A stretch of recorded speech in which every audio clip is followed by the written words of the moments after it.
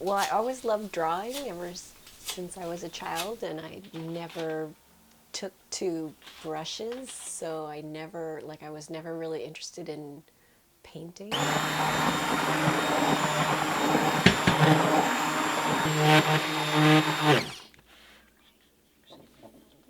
Eventually also became interested in printmaking, which is also traditionally done on paper.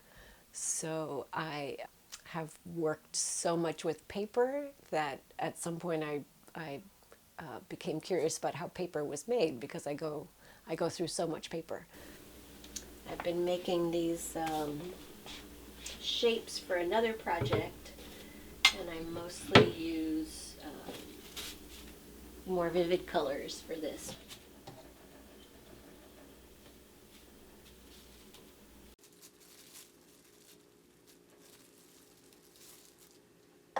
Paper is so ubiquitous in society, but like no one really thinks about it because it's kind of made to be invisible.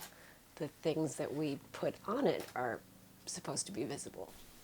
So it kind of generates a lot of conversations about where it comes from and who had the idea to make it in the first place.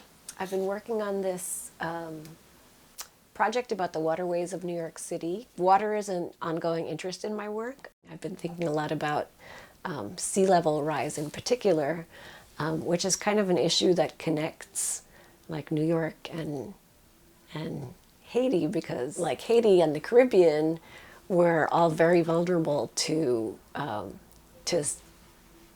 climate change and sea level rise in particular, and the worsening storms that we're having. This is part of a series of drawings that also relates to sea level, less the science of climate change and more like the sci-fi of it, because I kind of imagine a future where the sea has risen and how are people going to live then.